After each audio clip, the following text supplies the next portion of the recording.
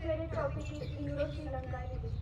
The relationship between India and Sri Lanka began epic age. They share friendly relation nearby 25,000 years ago. The Buddhism spread in Sri Lanka during Indian era Mahendra, son of Buddha. India and Sri Lanka are member to a number of bilateral organizations such as South Asian Association Regional Cooperation.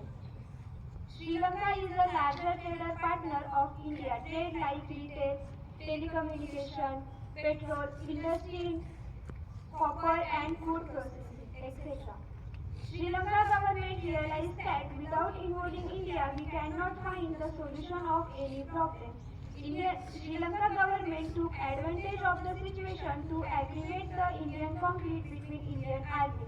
Indian army gives support to moral and material support to Sri Lanka. Pakistan and Israel also support to military group.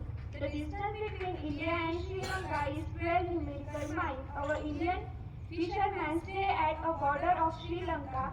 Last 30 years, 530 fishermen are dead by Indian Navy. Conclusion: whenever and trade are happen between two countries, it part of a major issue. Thank you.